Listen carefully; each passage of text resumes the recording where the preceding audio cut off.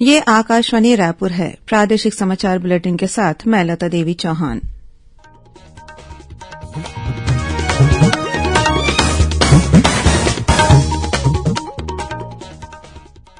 और अब पेश है आज के मुख्य समाचार।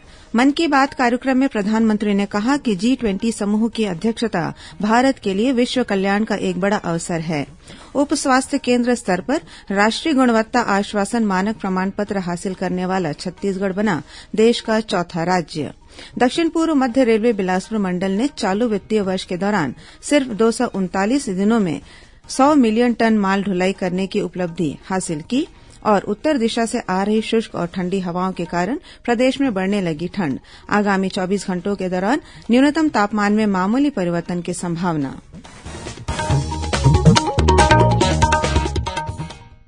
अब समाचार विस्तार से। प्रधानमंत्री नरेंद्र मोदी ने कहा है कि G20 समूह की अध्यक्षता भारत के लिए विश्व कल्याण का एक बड़ा अवसर है। आकाशवाणी से मन की बात कार्यक्रम में उन्होंने कहा कि इस अवसर का उपयोग विश्व की भलाई के लिए करना है और भारत इसके लिए प्रतिबद्ध है। प्रधानमंत्री ने कहा कि G20 के विश्व जनसंख्या में 2/3, विश्व व्यापार में 3/4 और विश्व सकल घरेलू उत्पाद में 85% की भागीदारी है। श्री मोदी ने विद्यालयों, महाविद्यालयों और विश्वविद्यालयों से अपील की कि वे G20 से जुड़ी चर्चाओं और प्रतियोगिताओं में अवसर सृजित करें। प्रधानमंत्री ने 18 नवंबर को एक ऐतिहासिक दिन बताया जब निजी क्षेत्र के पहले रॉकेट विक्रम एस को अंतरिक्ष में भेजने में सफलता मिली। उन्होंने बताया कि भारत अंतरिक्ष के क्षेत्र में अपनी सफलता को पड़ोसी देशों के साथ साझा भी कर रहा है। भारत ने कल ही एक उपग्रह का प्रक्षेपण किया है जिसे भूटान के साथ मिलकर विकसित किया गया है। प्रधानमंत्री ने प्रौद्योगिकी से जुड़े नवाचार के बारे में कहा कि भारत ड्रोन के क्षेत्र में तेजी से आगे बढ़ रहा है। कुछ ही दिन पहले हिमाचल प्रदेश के किन्नौर जिले में ड्रोन की मदद से सेब की खेप लाई गई। केंद्र सरकार ने बजट 2023-24 के लिए लोगों के सुझाव और विचार आमंत्रित किए हैं। जन भागीदारी की भावना के अनुरूप बजट प्रक्रिया को समावेशी और सहभागितापूर्ण बनाने के लिए वित्त मंत्रालय हर वर्ष देश के नागरिकों से बजट पर सुझाव मांगता है। मंत्रालय ने लोगों से अनुरोध किया है कि वे अपने विचार और सुझाव दें जिससे भारत को समावेशी विकास के साथ मजबूत अर्थव्यवस्था में बदला जा सके। सुझाव भेजने की अंतिम तारीख 10 दिसंबर है। उप स्वास्थ्य केंद्र स्तर पर राष्ट्रीय गुणवत्ता आश्वासन मानक NQAS प्रमाण पत्र हासिल करने वाला छत्तीसगढ़ देश का चौथा राज्य बन गया है। केंद्रीय स्वास्थ्य और परिवार कल्याण मंत्रालय ने दुर्ग जिले के अमलेश्वर और रायपुर जिले के निजदा हेल्थ एंड वेलनेस सेंटर उप स्वास्थ्य केंद्र के निरीक्षण और मूल्यांकन के बाद NQAS प्रमाण पत्र जारी किया है। राज्य के 57 शासकीय अस्पतालों को अब तक राष्ट्रीय गुणवत्ता आश्वासन मानक पत्र से नवाजा जा चुका है।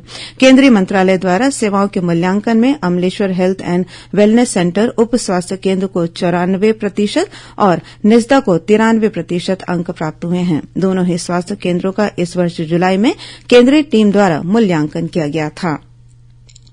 दक्षिण पूर्व मध्य रेलवे बिलासपुर रेल मंडल ने चालू वित्तीय वर्ष के दौरान सिर्फ 239 दिनों में 100 मिलियन टन माल ढुलाई करने की उपलब्धि हासिल की है, जबकि पिछले वित्तीय वर्ष में 100 मिलियन टन माल ढुलाई 244 दिनों में पूरी की गई थी। नियंत्रण कक्ष में आयोजित कार्यक्रम में मंडल रेल प्रबंधन प्रवीण पांडेय ने अधिकारियों कर्मचारियों को इस उपलब्धि के लिए शुभकामनाएं दी और बेहतर कार्य के लिए प्रोत्साहित किया। प्रदेश में मलेरिया मुक्त छत्तीसगढ़ अभियान के 7वें चरण की शुरूआत आगामी 1 दिसंबर से होगी। राज्य के 4 मलेरिया संवेदी जिलों बीजापुर, दंतेवाड़ा, नारायणपुर और सुकमा में 1 माह तक यह अभियान संचालित किया जाएगा। मलेरिया के मामले को निम्नतम स्तर पर लाने के लिए पूर्ण मलेरिया मुक्त राज्य के लक्ष्य को हासिल करने के लिए प्रदेश में लगातार यह अभियान चलाया जा रहा है। प्रदेश में इस अभियान के पिछले 6 चरणों के अच्छे नतीजे आए हैं। 1 दिसंबर से शुरू हो रहे 7वें चरण में भी स्वास्थ्य विभाग की टीम बस्तर संभाग के इन चारों जिलों के घने जंगलों और पहाड़ों से घिरे दुर्गम तथा दूरस्थ इलाकों में घर घर पहुंचकर सभी लोगों में मलेरिया की जांच करेगी। इस दौरान पॉजिटिव पाए गए लोगों को तत्काल मलेरिया की की दवाई खिलाई जाएगी। मलेरिया की जांच और इलाज के साथ ही इससे बचाव के लिए जन जागरूकता संबंधी गतिविधियां भी चलाई जाएंगी। इस दौरान लोगों को मच्छरदानी के प्रयोग के लिए प्रोत्साहित किया जाएगा। घरों के आसपास जमे पानी और नालियों में डीडीटी या जले हुए तेल का छिड़काव किया जाएगा। घर के आसपास स्वच्छता बनाए रखने और मच्छरों को पनपने से रोकने के उपाय भी लोगों को बताए जाएंगे। भानुप्रतापपुर विधानसभा उपचुनाव के तहत स्वतंत्र और निष्पक्ष मतदान संपन्न कराने के लिए भारत निर्वाचन आयोग द्वारा सभी आवश्यक तैयारियां की जा रही हैं। मतदान के लिए निर्वाचन आयोग ने फोटोयुक्त मतदाता पहचान पत्र के साथ ही 12 तरह के अन्य वैकल्पिक पहचान पत्रों को मान्य किया है। वोट डालने के लिए मतदाता फोटोयुक्त मतदाता पहचान पत्र नहीं होने पर वैकल्पिक पहचान पत्र दिखाकर अपने मताधिकार का प्रयोग कर सकते हैं। आयोग ने वैकल्पिक पहचान पत्र के रूप में Aadhaar card, MNREGA job card, फोटोयुक्त पासबुक, स्वास्थ्य बीमा smart card, driving licence, PAN card, भारतीय पासपोर्ट सहित अन्य वैकल्पिक पहचान पत्रों को मान्यता दी है। गौरतलब है कि इस सीट पर कांग्रेस और भाजपा प्रत्याशी सहित 7 उम्मीदवार मैदान में हैं। उपचुनाव के लिए प्रचार अभियान जोर शोर से जारी है। इस उपचुनाव के तहत 5 दिसंबर को वोट डाले जाएंगे। वहीं मतगणना और चुनाव परिणाम की घोषणा 8 दिसंबर को होगी। प्रादेशिक समाचार आप आकाशवाणी रायपुर से सुन रहे हैं। छत्तीसगढ़ की खबरों से है आपका वास्ता और खबरों की विश्वसनीयता से है हमारा वास्ता। आकाशवाणी समाचार रायपुर के प्रादेशिक समाचार बुलेटिन के साथ ही हमारे समसामयिक कार्यक्रम आप रेडियो के अलावा अपने मोबाइल पर भी सुन सकते हैं। आकाशवाणी समाचार फेसबुक, ट्विटर और यूट्यूब पर भी उपलब्ध है। हमारा Facebook page Chhattisgarh news on AIR, Twitter handle CGAIR news और हमारा यूट्यूब चैनल है छत्तीसगढ़ AIR न्यूज। तो अब रेडियो के साथ ही आपके मोबाइल के जरिए भी हम पहुंच रहे हैं आप तक। छत्तीसगढ़ की हर खबर के लिए सुनते रहिए आकाशवाणी समाचार। और अब आगे बढ़ते हैं बाकी के समाचारों की ओर। रायपुर जिले में आज हुए 2 अलग अलग सड़क दुर्घटनाओं में 3 लोगों की मौत हो गई। वहीं एक अन्य व्यक्ति गंभीर रूप से घायल हो गया। मिली जानकारी के अनुसार धमतरी जिले के केरेगांव थाना में पदस्थ एक आरक्षक अपने परिवार के साथ कार में सवार होकर बिलासपुर से धमतरी जा रहा था। इसी दौरान राखी थाना क्षेत्र के ग्राम निमोरा के पास 4 पहिया वाहन ने उनकी कार को टक्कर मार दी। इस हादसे में आरक्षक की पत्नी की मौके पर ही मौत हो गई, जबकि गंभीर रूप से घायल आरक्षक ने इलाज के दौरान दम तोड़ दिया।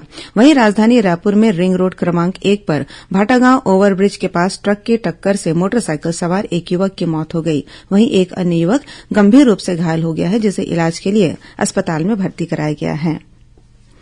राष्ट्रीय कैडेट कोर एनसीसी आज अपना 74वां स्थापना दिवस मना रहा है। दुनिया का सबसे बड़ा यह युवा संगठन वर्ष 1948 में स्थापित हुआ था। एनसीसी स्थापना दिवस पर छत्तीसगढ़ में भी विभिन्न कार्यक्रमों का आयोजन किया जा रहा है। दुर्ग में एनसीसी के 37वीं बटालियन के कैडेटों ने कल्याण महाविद्यालय में स्वच्छता अभियान चलाया। लेफ्टिनेंट डॉक्टर हरीश कुमार कश्यप ने बताया कि स्वच्छता अभियान के तहत एनसीसी कैडेटों द्वारा विवेकानंद परिसर, उद्यान, कॉरिडोर आदि स्थानों को साफ सफाई की गई। जांजगीर चांपा जिला प्रशासन और भूतपूर्व सैनिक संघ द्वारा युवाओं को भारतीय सेना में भर्ती के योग्य बनाने के लिए जांजगीर के पुलिस मैदान में अग्निवीर प्री भर्ती रैली का आयोजन किया गया। इसमें 400 से अधिक युवाओं ने हिस्सा लिया। प्रशिक्षण के दौरान युवाओं को दौड़ और लंबी कूद सहित अन्य तैयारी कराई गई। 2 दिसंबर को दुर्ग में अग्निवीर भर्ती रैली आयोजित की जाएगी। उल्लेखनीय है कि केंद्रीय रक्षा मंत्रालय और प्रधानमंत्री नरेंद्र मोदी की महत्वाकांक्षी योजना अग्निवीर भर्ती रैली से पूर्व युवाओं को प्रशिक्षित किया जा रहा है। इससे युवाओं को काफी फायदा होगा। राजनांदगांव जिला प्रशासन ने चिटफंड कंपनियों के निवेशकों को उनकी जमा राशि लौटाने के लिए कार्रवाई तेज कर दी है। सहारा इंडिया के निवेशकों को भुगतान के लिए 1 करोड़ रुपए का चेक जारी किया गया है। वर्तमान में लगभग 1000 निवेशकों के आवेदन का सत्यापन कार्य पूर्ण हो चुका है, जिन्हें उनके निवेश की राशि का 25% लौटाया जा रहा है। और अब पेश है मौसम का हाल। उत्तर दिशा से शुष्क और ठंडी हवाएं आने के कारण प्रदेश में ठंड बढ़ने लगी है। बीते 24 घंटों के दौरान राजधानी रायपुर का अधिकतम तापमान 29 डिग्री सेल्सियस रहा और न्यूनतम तापमान 13.5 डिग्री सेल्सियस दर्ज किया गया। प्रदेश भर में कवर्धा का न्यूनतम तापमान सबसे कम 6.6 डिग्री सेल्सियस दर्ज किया गया, जो सामान्य से 5 डिग्री सेल्सियस नीचे है। मौसम विभाग के मुताबिक प्रदेश में उत्तर से शुष्क और ठंडी हवा आ रही है। इसके कारण आगामी 24 घंटों के दौरान प्रदेश में मौसम शुष्क रहने की संभावना है। साथ ही न्यूनतम तापमान में मामूली परिवर्तन संभावित है। और अब कुछ अन्य खबरें संक्षेप में। कल छत्तीसगढ़ी राजभाषा दिवस है। इस अवसर पर मुख्यमंत्री भूपेश बघेल ने प्रदेशवासियों को बधाई और शुभकामनाएं देते हुए कहा है कि छत्तीसगढ़ी भाखा हमर पुरखौती आय, एहर हमर अभिमान है। मुख्यमंत्री ने समाज सुधारक, विचारक, लेखक और दार्शनिक महात्मा ज्योतिबा फूले की पुण्यतिथि 28 नवंबर समता दिवस के अवसर पर उन्हें नमन किया है। राजनांदगांव की शासकीय ठाकुर प्यारेलाल सिंह उच्चतर माध्यमिक विद्यालय में कल और परसों जिला स्तरीय छत्तीसगढ़िया ओलंपिक का आयोजन किया जाएगा। बालोद जेल से 2 विचाराधीन कैदी जेल की 4 दीवारी फांदकर फरार हो गए हैं। सूचना के बाद पुलिस की टीम कैदियों की तलाश में जुट गई है। कोरिया जिले में प्रशासनिक टीम ने बैकुंठपुर तहसील अंतर्गत अलग अलग स्थानों से 2 बिचौलियों पर कार्रवाई करते हुए एक वाहन सहित 70 बोरा अवैध धान जब्त किया है। सूरजपुर जिले में घुई रेंज के पकनी बस्ती के पास एक दंतैल हाथी का शव बरामद किया गया है। वन विभाग की टीम मौके पर पहुंचकर जांच में जुट गई है। विशेष रोजगार कार्यालय रायपुर द्वारा 8वीं से 12वीं कक्षा उत्तीर्ण मूक बधिर और अस्थि बाधित दिव्यांग अभ्यर्थियों के लिए 29 नवंबर को पुराना पुलिस मुख्यालय परिसर में प्लेसमेंट कैंप का आयोजन किया जाएगा और जिला रोजगार और स्वरोजगार मार्गदर्शन केंद्र रायपुर द्वारा भी 29 नवंबर को ही पुराना पुलिस मुख्यालय परिसर में प्लेसमेंट कैंप का आयोजन किया जाएगा। अंत में मुख्य समाचार एक बार फिर। मन की बात कार्यक्रम में प्रधानमंत्री ने कहा कि G20 समूह की अध्यक्षता भारत के लिए विश्व कल्याण का एक बड़ा अवसर है। उप स्वास्थ्य केंद्र स्तर पर राष्ट्रीय गुणवत्ता आश्वासन मानक प्रमाण पत्र हासिल करने वाला छत्तीसगढ़ बना देश का चौथा राज्य। दक्षिण पूर्व मध्य रेलवे बिलासपुर मंडल ने चालू वित्तीय वर्ष के दौरान सिर्फ 239 दिनों में 100 मिलियन टन माल ढुलाई करने की उपलब्धि हासिल की। और उत्तर दिशा से आ रही शुष्क और ठंडी हवाओं के कारण प्रदेश में बढ़ने लगी ठंड। आगामी 24 घंटों के दौरान न्यूनतम तापमान में मामूली परिवर्तन की संभावना। इसी के साथ प्रादेशिक समाचार बुलेटिन समाप्त हुआ। नमस्कार।